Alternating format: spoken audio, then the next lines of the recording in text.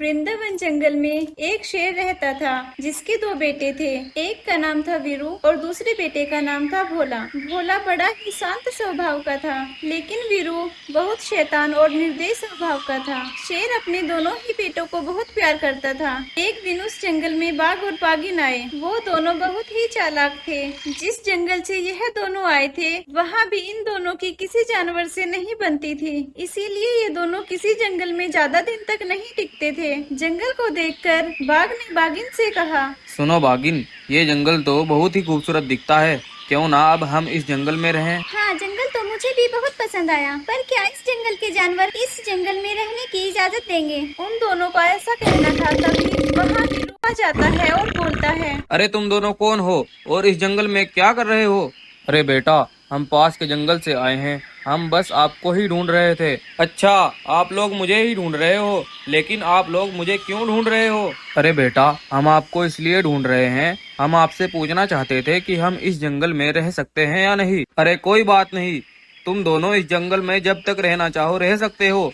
तुम्हें कोई भी जानवर कुछ नहीं कहेगा, पर इसके बदले तुम्हें मेरा एक काम करना होगा। अब उन दोनों को क्या करना है? वीरू ने उन दोनों को समझा दिया। अब वो दोनों बाघ और बाघिन भोला और भोले के पिता पर नजर रखने लगते हैं। अब कुछ दिन बीत जाते हैं और एक दिन भोला निर्मल नदी पर पानी पीने के लिए चला जाता है और शेर अपनी गुफा पर आराम कर रहा होता है। तभी बाघ शेर को अकेला खड़ा देख लेता है। तभी बाघ और बाघिन उस पर हमला करके उसे जान से मार देते हैं और वहाँ से भाग जाते हैं। कुछ देर बाद नदी से पानी पीकर भोला वहाँ लौटता है तो देखता है कि पिताजी को किसी जानवर ने बड़ी बेरहमी से मार दिया है। यह सब देखकर भोला रोने लगता है। कुछ ही देर में यह बात पूरे जंगल में हवा की तरह फैल जाती है। शेर जंगल का बहुत ही अच्छा राजा था। उसकी मौत की खबर जो भी जानवर सुनता, वो उसे देखने भागा चला आता। अब भोला बहुत दुखी था। वह समझ नहीं पा रहा था कि यह सब किसने किया। थोड़ी ही देर बाद वहाँ शेर का दूसरा बेटा वीरू पहुँचता है और कहता है, भोला, तुम चिंता मत करो मेरे भाई। हमारे पिता को जिसने भी मारा है, हम उसे जिंदा नहीं छोड़ेंगे। और मैं जानता हूँ किसने मारा है हमारे पिता को। मैंने जंगल में बाघ और बाघिन को यह बातें करते सुना है। बाघ बोल रहा था, शेर की गुफा में जाकर हमने शेर भाई को मारा है। अब हम इस जंगल पर राज करेंगे। पर मुझे इस बात पर यकीन नहीं हुआ, इसलिए मैं दौड़ा दौड़ा यहाँ चला आया और मैंने यहाँ आकर देखा तो उनकी बातें बिल्कुल सच है। लेकिन अब मुझे नहीं पता है वो दोनों कहाँ चले गए हैं। चलो हम दोनों उनको चलकर देखते हैं वो कहाँ गए हैं और उनको मारकर अपने पिता की मौत का बदला लेते हैं। ऐसा बोलकर वो दोनों भाई बाघ और बाघिन को ढूंढने के लिए निकल पड़ते हैं। उन दोनों भाइयों के पीछे पीछे जंगल के कुछ जानवर भी चल दिए। कुछ दूर चलने पर वो दोनों बाघ और बाघिन उनको दिख जाते हैं और वो दौड़े दौड़े उन दोनों के पास जाते हैं। उन दोनों के मुंह पर खून लगा हुआ था। ये सब देखकर वो सभी समझ जाते हैं कि राजा शेर का खून इन्होंने ही किया है। बाघ और बाघिन ने वीरू के साथ इतने सारे जानवरों को देखा तो वह डर गए। बाघ वीरू से कुछ कहता, तभी भोला उस पर हमला कर देता है और फिर बाकी जानवरों ने भी उन दोनों पर हमला कर दिया और उन्हें मार दिया। अब सभी जानवरों ने वीरू को जंगल का राजा बना दिया और सभी जानवर हंसी खुशी रहने लगे। एक जंगल में एक बाघ अपने दो बच्चों के साथ रहता था, जिसके दोनों ही बच्चे बहुत खूबसूरत थे। एक का नाम गब्बर था, जो कि बिल्कुल सफेद रंग का था, और दूसरे का नाम वीरू। वीरू का रंग नीले रंग का बहुत ही प्यारा था।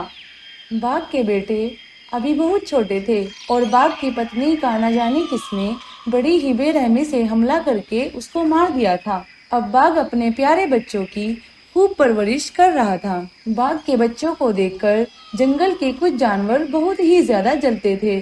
जंगल की दूसरी ओर एक सिम्बा नाम का शेर रहता था, जो कि उस बाघ के बच्चों से बहुत जलता था। सिम्बा शेर का भी एक बेटा था, जो कि इतना खूबसूरत नहीं था, और सिम्बा शेर ने जानवरों से ये भी सुना था कि अब की बार जंगल का राजा बाघ के सुंदर बेटे को बनाया जाएगा। इसलिए सिम्बा शेर उन दोनों बच्चों से और भी ज्यादा चिढ़ने लगा था और वह मौका पाकर बाघ के बेटों को मारने की प्लानिंग बना रहा था।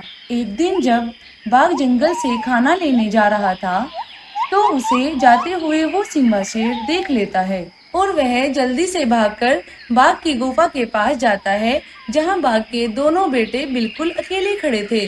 सिम्बा शेर उन दोनों बच्चों को अकेला देखकर उन दोनों बच्चों पर हमला कर देता है और उन दोनों बच्चों को मारकर वहाँ से भाग जाता है। बाघ जब अपने बच्चों के लिए खाना लेकर वापस आता है तो वह अपने दोनों बच्चों को मरा हुआ देखकर पागल सा हो जाता है। अरे ये किसने मार डाला मेरे बच्चों को? मैं तो बर्बाद हो गया। अब मेरा कोई सहारा नहीं रहा।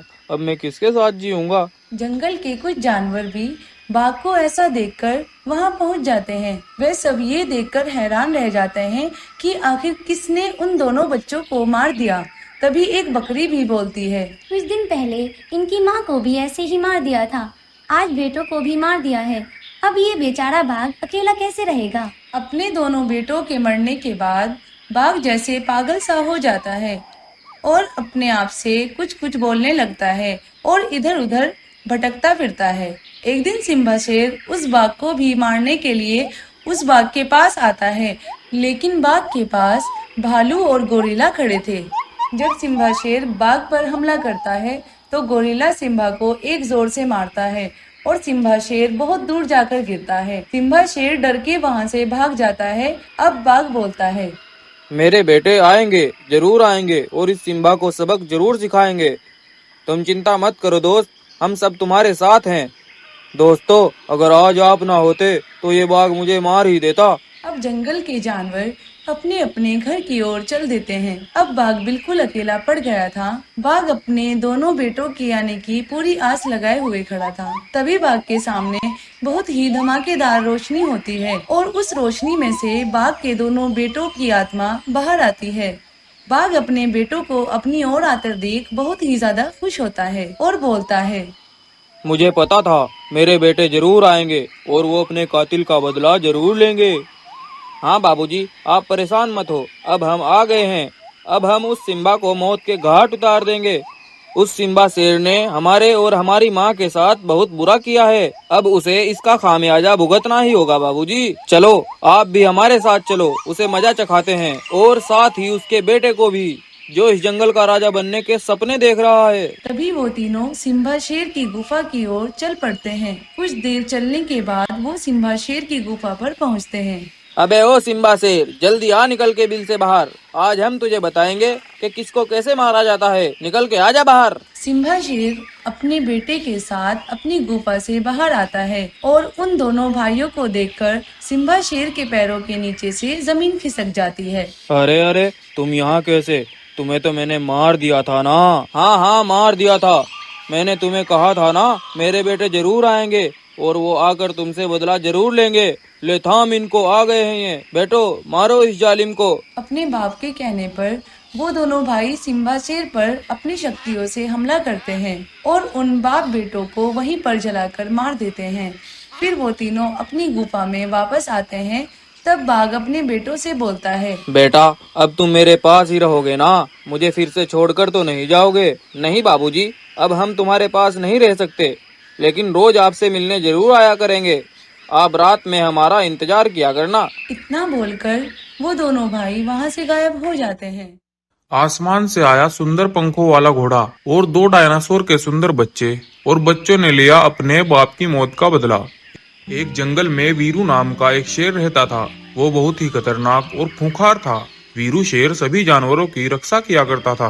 उसी जंगल में एक कालू डायनासोर अपनी पत्नी के साथ हंसी खुशी से रहता था। एक दिन शेर ने एक सभा बुलाई और सभी जानवरों से बोला, सब मेरी बात कान खोल कर सुनो। इस जंगल में एक आपदा आ गई है। क्या हुआ महाराज? कैसी आपदा? सब ठीक तो है ना?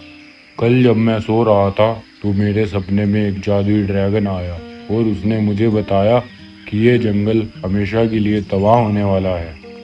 इसका कोई तो उपाय होगा महाराज। हाँ, इसका उपाय सिर्फ एक ही है। हम में से किसी एक जानवर को जाकर उस काले कुएं में अपनी बलि देनी होगी, तभी जाकर यह आपदा रुक सकती है। शेर की ये बात सुनकर सभी जानवर बहुत डर जाते हैं।